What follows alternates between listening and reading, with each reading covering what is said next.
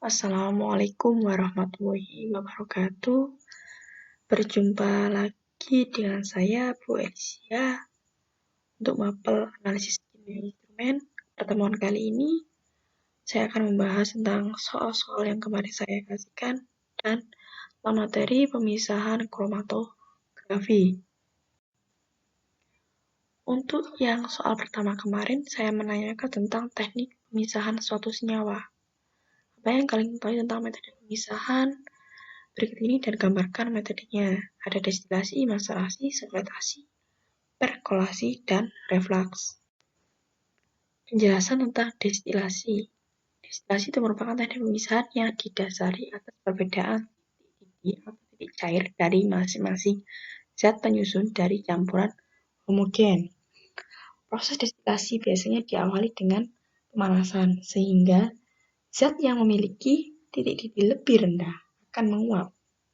Dan uap tersebut bergerak menuju kondensor atau pendingin. Dan terjadi proses pendinginan karena adanya aliran air di dinding luar dari kondensor tersebut. Sehingga uap yang dihasilkan akan kembali cair.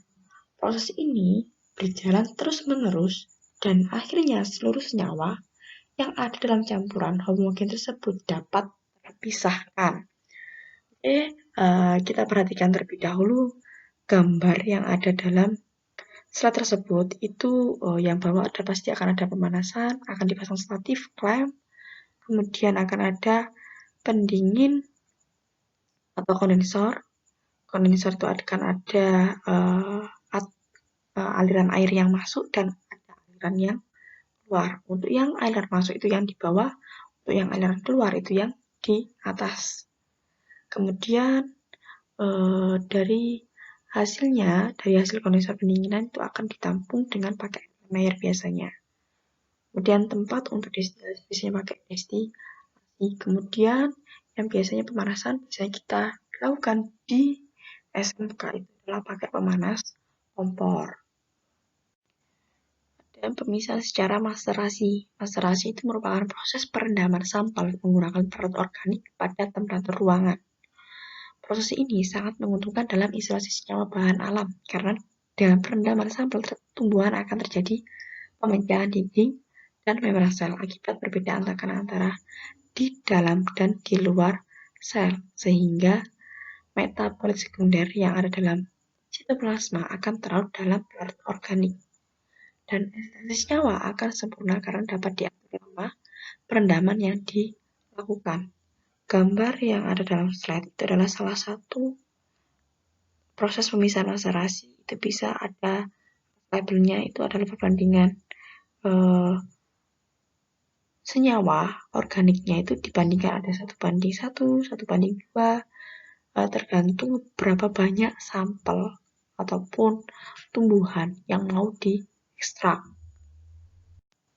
Selanjutnya tentang sokletasi. Sokletasi itu merupakan suatu metode pemisahan suatu komponen yang terdapat dalam sampel padat dengan cara penyaringan berulang-ulang dengan pelarut yang sama, sehingga semua komponen yang diinginkan dalam sampel terisolasi dengan sempurna.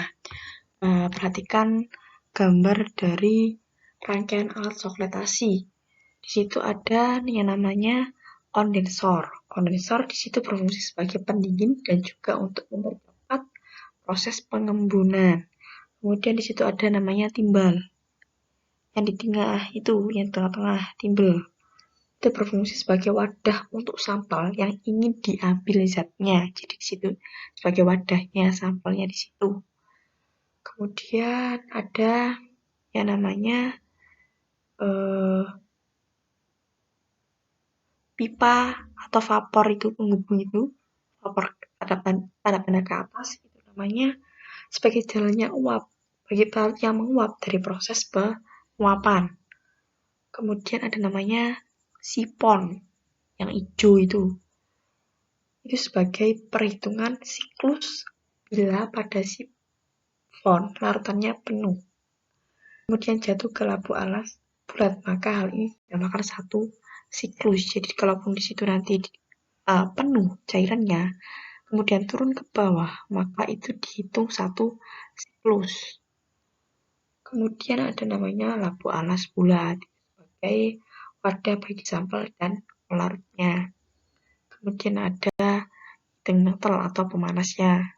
Di bawahnya itu adalah sebagai pemanas untuk mempercepat reaksi proses oksidasi. Selanjutnya tentang perkolasi adalah cara penyaringan dengan mengalirkan penyaring melalui serbuk simplisia yang telah dibasahi. Keuntungan metode ini adalah tidak memerlukan langkah tambahan, yaitu sampel padat telah terpisah dari ekstraknya. Contohnya itu ada alat-alat rangkaian alat perkolasi. Itu gambarnya ada corong pisah, perkolator itu yang wadah untuk perkolasi, kemudian ada beker gelas. Simplisia itu yang akan ditaruh dalam perkolatornya. Jadi nanti fungsi corong pisah itu sebagai pengaliran suatu pelarutnya, supaya nanti si serbuk simplisia atau sampelnya itu nanti akan isolasi ataupun terlarut oleh suatu pelarut. Mengenai reflux, yaitu metode ekstraksi dengan pelarut selama waktu tertentu dan jumlah pelarut yang relatif konstan dengan adanya pendingin atau kondensor. Ekstraksi ini dinamakan ekstraksi berkesinambungan. Kita lihat seperangkat alatnya hampir sama seperti halnya destilasi, tapi bedanya di sini adalah ada yang namanya reflux link sebagai pendingin baliknya, supaya nanti bisa terpisahkan senyawanya secara berkesinambungan. Pembahasan soal yang kemarin yang nomor 1 mengenai sebelum melakukan analisis sampel dengan metode kromatografi, beberapa jenis sampel perlu dilakukan perlakuan pendahuluan. Salah satunya dengan cara ekstraksi cair-cair. Namun, dalam proses ekstraksi cair-cair tidak jarang terbentuk emulsi. Emulsi itu seperti halnya kayak kalau sama membuat agar-agar, tapi tidak untuk agar-agar yang sempurna. Emulsi. Di antara kedua fase yang menyebabkan alit sulit untuk dipisahkan. Agar dapat dilakukan recovery atau perolehan kembali, emulsi dapat dipisahkan dengan cara penambahan garam ke dalam fase cair. Karena apa? Garam itu kan rumusnya NaOH sebagai biasanya dikatakan sebagai basa, dan karena dia juga termasuk dalam ikatan ion, ada Na plus sama Cl minus, maka di situ nanti garam itu bisa mengikat ataupun mencairkan emulsi yang ada dalam sampel tersebut. Kemudian soal selanjutnya itu disajikan parameter tentang pengambilan sampel, pengambilan sampel secara selektif atau selektif, jumlah sampel, penyebab sampel, homogenitas sampel. Akan dilakukan analisa suatu sampel yang tidak menemukan penyebab awal. Salah satu tahapan penyebab sampel yang tidak menemukan penyebab awal adalah pengambilan sampel. Proses pengambilan sampel harus menggunakan teknik sesuai standar agar diperoleh sampel analisis yang representatif. Untuk mencapai sampel yang representatif, maka parameter yang perlu diperhatikan adalah 2. Pengambilan sampel secara selektif atau non-selektif, 3. Jumlah sampel sama 5. Homogenitas sampel. Homogen, jadi sampelnya itu tercampur seputar. Selanjutnya yaitu salah satu tujuan preparasi sampel adalah untuk menghilangkan sehingga didapatkan senyawa target dari sampel. Tidak akan didapatkan senyawa target murni yang dihasilkan. Seorang praktikan melakukan preparasi sampel menggunakan metode ekstraksi cair-cair. Namun, terkendala analit sukar dipisahkan karena terbentuk emulsi atau analit harus bersama-sama dalam 2 fase. Di lain waktu, dia menggunakan metode lain dengan suatu penjerap dan diperoleh hasil dibandingkan ekstraksi cair-cair sebagai berikut. Proses ekstraksi lebih sempurna. Pemisahan analit dengan matrik lebih efisien. Pelat organiknya digunakan lebih sedikit. Fraksi anolit yang diperoleh mudah dikumpulkan. Metode ekstraksi yang digunakan adalah ekstraksi fase padat. Saya jelaskan mengenai kromatografi secara umum. Itu adalah pengertiannya teknik pemisahan campuran berdasarkan atas perbedaan distribusi dari komponen-komponen campuran tersebut di antara dua fase. Nanti fasenya ada fase diam sama fase gerak. Ini biasanya yang fase diam itu berupa padat atau cair. Kemudian kalau fase gerak itu bisa berupa cairan atau sebagai gas yang menyebabkan terjadinya perbedaan migrasi dari masing-masing komponen. Contohnya yang ada dalam gambar yang ada gelasnya itu ada contoh kecil kromatografi lapis tipis. Di situ sebagai fase diamnya itu adalah plat KLT-nya. Plat KLT yang putih-putih itu. Kemudian fase geraknya itu yang ada dalam gelas ini itu berupa pelarut atau cairan. Kemudian apa sih tujuannya kita kok perlu belajar kromatografi? Karena kegunaan kromatografi itu sangat penting di dunia kimia maupun di dunia farmasi. Bisa digunakan sebagai permulaan dari hasil reaksi sintesis kimia. Jadi bisa diuji menggunakan kromatografi. Bisa isolasi senyawa aktif dalam bahan alam. Analisis limbah lingkungan, semisal di suatu sungai itu untuk mengetahui kandungan yang ada dalam suatu air itu bisa, dan pemeriksaan kualitas dalam industri makanan, aplikasi dalam industri farmasi, dan pengujian obat-obatan. Metode pemisahan pada kromatografi itu ada 4. Yang pertama adalah pemisahan berdasarkan polaritas, yang kedua pemisahan berdasarkan muatan ion, yang ketiga pemisahan berdasarkan bentukan spesifik, dan yang keempat pemisahan berdasarkan ukuran molekul. Pemisahan berdasarkan polaritas itu biasanya dengan polaritas polar.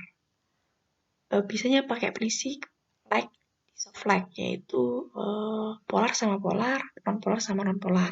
Misal etanol itu bersifat semi polar ya, dia bisa non polar atau polar. Maka dia itu bisa mengikat suatu senyawa yang bersifat polar dan juga yang bersifat non polar. Jadi yang polar dengan yang polar, yang non polar dengan yang non polar.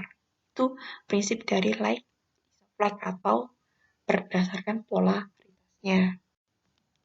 Yang kedua ada pemisahan berdasarkan muatan ion. Itu dipengaruhi oleh jumlah ionisasi senyawa, pH lingkungan, dan keberadaan ion lainnya. Pemisahan yang disebabkan oleh komposisi senyawa dalam sampel dengan sisi resin yang bermuatan sehingga terjadi penggabungan ion dengan muatan yang berlawanan. Pemisahan yang disebabkan oleh komposisi senyawa dalam sampel dengan sisi resin yang bermuatan sehingga terjadi penggabungan ion dengan muatan yang berlawanan. Biasanya disebut dengan kromatografi penukar ion. Yang ketiga ada pemisahan berdasarkan ukuran molekul. Itu dipengaruhi oleh difusi senyawa yang melewati pori-pori fase diam. Pemisahan terjadi karena perbedaan difusi senyawa melalui pori-pori fase diam dengan ukuran pori-pori yang bervariasi. Senyawa dengan ukuran molekul besar memiliki kecepatan yang lebih besar dibandingkan dengan senyawa yang berukuran kecil. Dari pemisahan ini bisa disebut dengan kromatografi permeasi gel. Ada pemisahan berdasarkan bentukan fisik.